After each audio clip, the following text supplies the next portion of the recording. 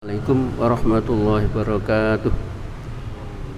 Alhamdulillahirabbil alamin wal 'aqibatu lil muttaqin wala udwana illa 'alal zalimin. Asyhadu an la ilaha illallah wa syarikalah al malikul haqqul mubin wa asyhadu anna muhammadan abduhu wa rasuluh shadiqul wa'dil amin. Allahumma shalli wa sallim wa barik ala nabiyyina Muhammad wa ala alihi wa ashabihi wa man tabi'hum bi ihsanin ila yaumiddin. La haula wa la quwata illa billahil aliyyil azim. Jamaah dhuhur, Bapak Ibu yang kami hormati, Rasulullah ngendika, "Mangqama Ramadhanan imanan wa ihtisaban ghufira lahu ma taqaddama min dzambihi." Barang siapa yang menegakkan sholat, khususnya di malam hari itu, karena iman dan selalu mengharap ridha Allah, maka akan diampunkan dosanya yang telah lalu. Hadis ini sama dengan yang lain, yaitu man shoma ramadhanan imanan wa ihtisaban ghufira lahu ma taqaddama min dzambihi. Barang siapa puasa karena iman dan mengharap ridha Allah, maka akan diampunkan dosanya yang telah lalu. Nah, kali ini akan kami tekankan tentang sholat.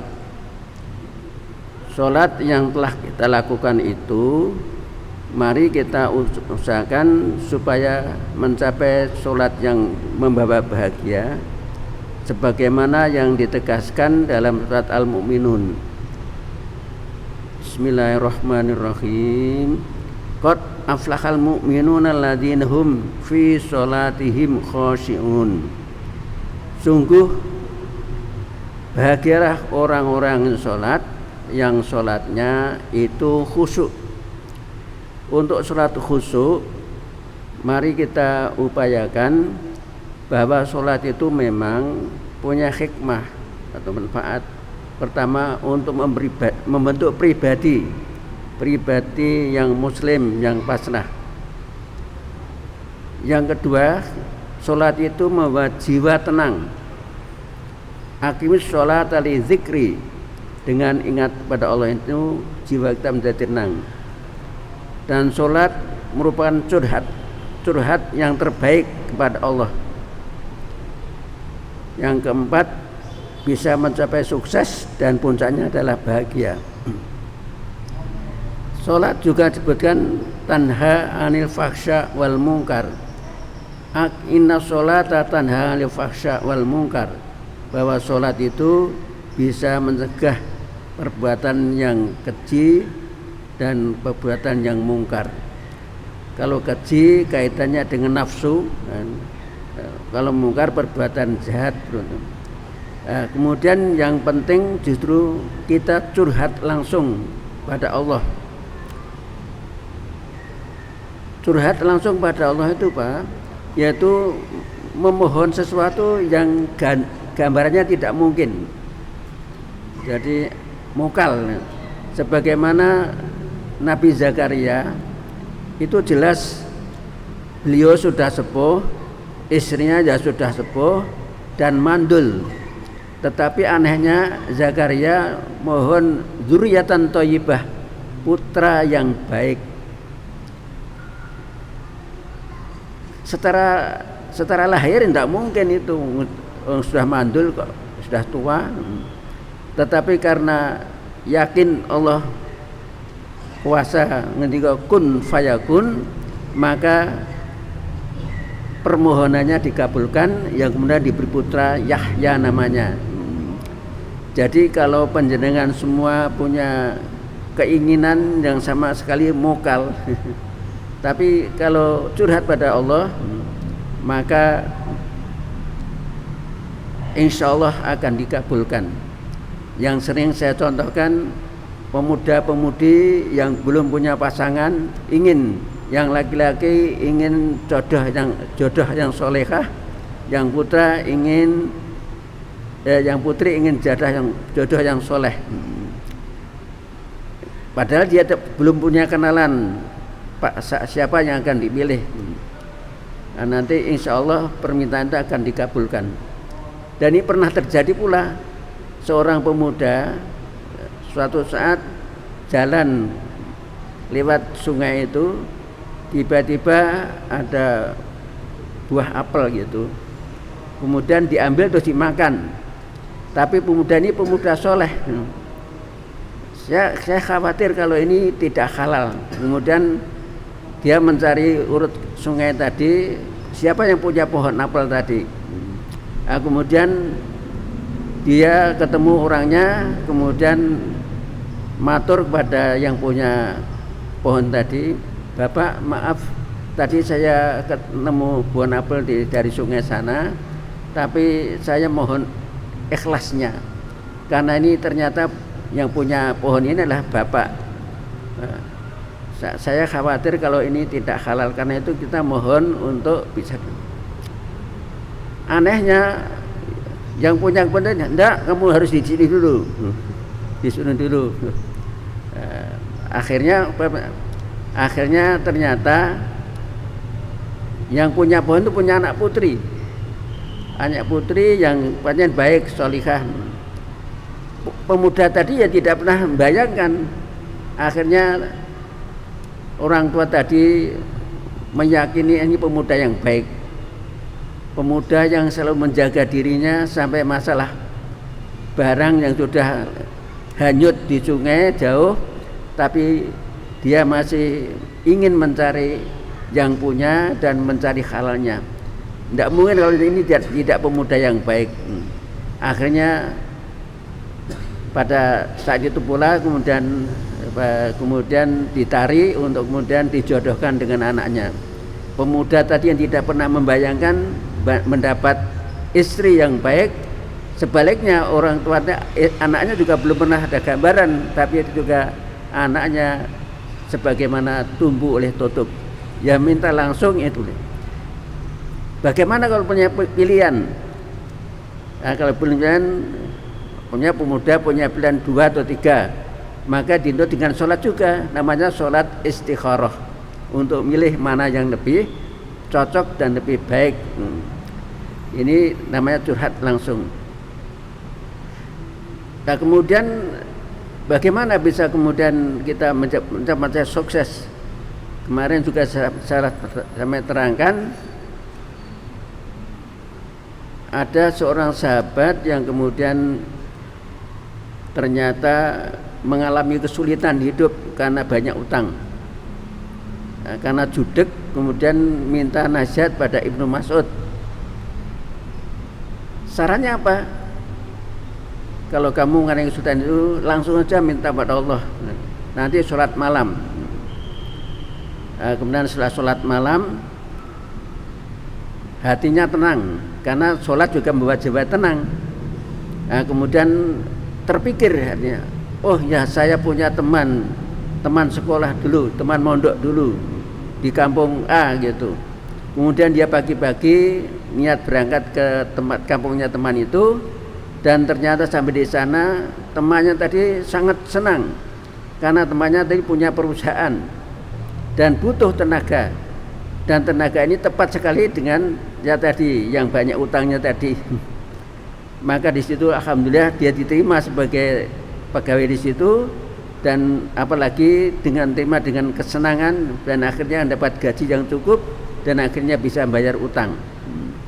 Jadi ini penting kami sampaikan untuk bisa bagaimana ternyata kalau kita mengalami kesulitan atau mengalami pilihan, maka kita langsung curhat, yaitu dengan sholat. Bagi yang sudah berusaha, apakah di ekonomi atau dari pekerjaan atau dari mahasiswa, sudah punya ikhtiar atau curhat. Ikhtiar diikuti dengan curhat pada Allah, maka insya Allah akan diberikan kesuksesan, dan kalau setelah berhasil bahagia. Untuk itu mari kita berusaha bagaimana yang menjadikan bahagia tadi, qad aflahal mu'minun, yaitu dengan sholat yang khusyuk.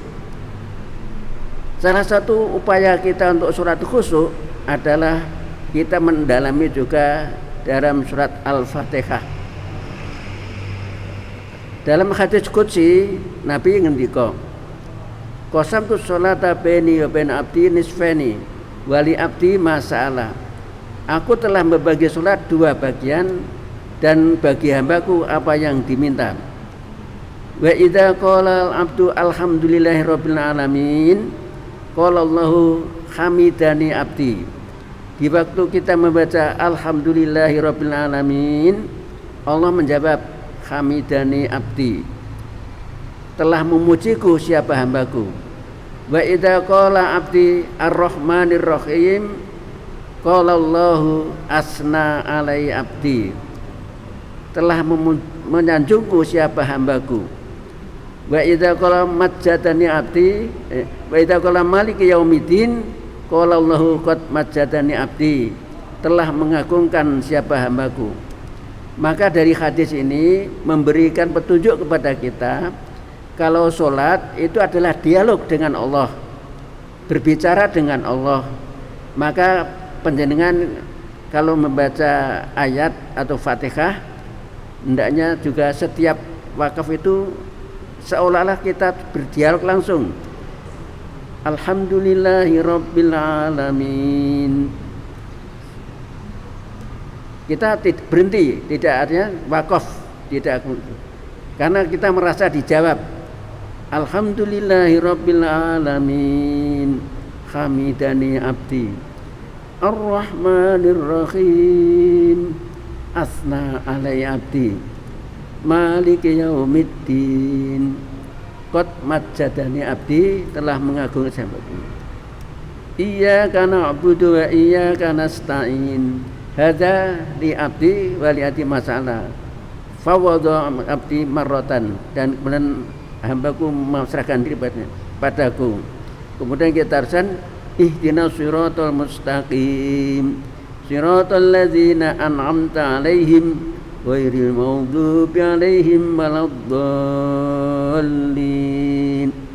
Jadi setiap wakaf itu rasakan kita dijawab oleh Allah. Jadi karena itu walaupun panjenengan maca bisa langsung alhamdulillahirabbil alamin maliki yaumiddin itu terus bisa tanpa wakaf, tetapi kondisi dialog itu tidak akan tercapai. Dan disinilah pentingnya kita pahami betul, karena rukun sholat yang utama adalah Al-Fatihah, maka panjenengan pahami betul dan maknanya dengan betul. Jadi dikala kita mengucap alhamdulillahirabbil alamin, di situ ada sifat hamdun dan rabbun. Hamdun itu segala puji. Yang namanya puji mesti yang baik, yang pinter, yang mulia, yang kaya, yang serba baik. Karena kita diberikan Allah serba baik, yang kita puji, maka punya kewajiban iyyaka na'budu. Jadi iyyaka na'budu, hamdun iyyaka na'budu, rabbun rabbul alamin iyyaka nasta'in. Rabbun itu adalah sifat Allah yang mencipta, yang memelihara, yang mengatur. Jadi kita itu selalu tumbuh berkembang dari kecil, remaja, pemuda, dewasa, tua. Dari bodoh menjadi pinter, dari tidak punya apa-apa punya sesuatu. Nah, maka tugas kita adalah iyyaka nasta'in, yaitu mohon pertolongan agar pertumbuhan kita itu bermanfaat, tidak sampai sesat, atau andai kata tambah kaya tambah bersyukur. Oleh karena itu iyyaka nasta'in, mohon pertolongan agar apa yang kita miliki itu senantiasa. Kemudian sifat Rahman. Rahman itu Allah Maha Pengasih yang tidak pilih kasih dalam kehidupan kita ini. Dunia ini silakanlah dengan akal, maka sifatnya kita ada mohon ihdinas siratal mustaqim, tunjukkanlah kami jalan yang lurus dalam kehidupan ini. Jangan sampai kita itu menyimpang. Kemudian Ar-Rahim, Siratal ladzina an'amta 'alaihim. Ar-Rahim adalah khusus kasih sayang Allah kepada orang yang beriman. Jadi kasih sayang Allah yang beriman itu adalah karena orang yang beriman itu akan diterima dan akan mendapatkan balasan di surga. Maka bagaimana supaya sholat kita baik, ibadah kita baik? Kita mohon kepada Allah, Siratal ladzina an'amta 'alaihim. Semoga saya ini, kami ini bisa berlaku baik sebagaimana umat-umat yang dahulu yang telah memberi nikmat dan hidupnya sukses dan akhirnya husnul khatimah. Karena itu Siratal ladzina an'amta 'alaihim, jalannya orang-orang yang telah Engkau beri nikmat dalam hidupnya. Kemudian Maliki Yaumiddin, sifat Allah yang menguasai hari kiamat nanti, hari pembalasan. Maka kita mohon pada Allah, ghairil maghdubi 'alaihim waladdallin, bukannya orang-orang yang Kau murkai dan bukan jalannya orang yang sesat. Di hari kiamat kita akan selamat kalau termasuk hamba Allah yang tidak dimurkai dan tidak sesat.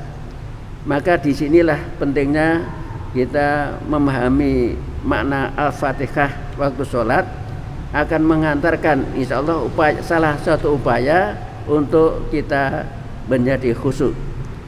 Pertama, bacaannya harus betul. Jadi jangan cepat-cepat dalam pengertian begini. Kalau membaca Ar-Rahmanir Rahim ya panjang himnya itu. Kalau pendek artinya sudah lain. Rahim dengan Rahim beda. Rahim itu artinya kandungan. Kalau Rahim itu Maha Penyayang. Artinya beda. Maka mat adik disukun ini seperti Alhamdulillahirabbil alamin. Minnya panjang. Ar-Rahmanir Rahim. Maliki Yaumiddin. Maliki mimnya itu bisa dibaca panjang, bisa pendek. Maliki bisa Maliki Yaumiddin. Jadi kalau ada imam yang baca pendek ya boleh. Maliki itu memiliki, kalau Maliki yang menguasai. Jadi itu, dan kemudian amin. A-nya panjang, minnya panjang. Amin. Sebab kalau amin itu percaya, artinya sudah beda. Jadi kalau amin juga amin. Jadi demikian salah satu dalam hikmah sholat, yang kemudian hikmah sholat itu secara singkat, kalau kita memerlukan sesuatu baik itu untuk mohon lebih baik lagi ya lewat sholat, mohon untuk pilihan juga lewat sholat, mohon sesuatu yang tidak mungkin tapi kita butuh maka juga dengan sholat. Dan tentunya sholat kita lakukan dengan khusyuk. Oleh karena itu salah satu upaya untuk memperoleh pertolongan Allah adalah dengan sholat. Dan saya juga banyak saya praktekkan, dan ini sudah ada bukti hasil yang bagus. Waktu mendirikan Unimus itu tiap malam Jumat saya ajak para dosen dan menjaga sholat. Ternyata alhamdulillah diberikan kemudahan dan akhirnya sekarang berkembang dengan pesat. Ini salah satu upaya yang kami ajakkan. Walaupun semula ada yang kurang mau kalau sholat malam kok berjamaah waktu itu, tapi alhamdulillah kita lakukan betul dan hasilnya juga sangat memuaskan. Demikian, mari kita selalu berusaha untuk menjalankan sholat kita dengan sholat yang khusyuk, dan usahakan betul untuk bisa memahami maknanya dan bacaannya dengan yang benar. Terima kasih atas perhatiannya. Billahi taufiq wal hidayah. Assalamualaikum warahmatullahi wabarakatuh.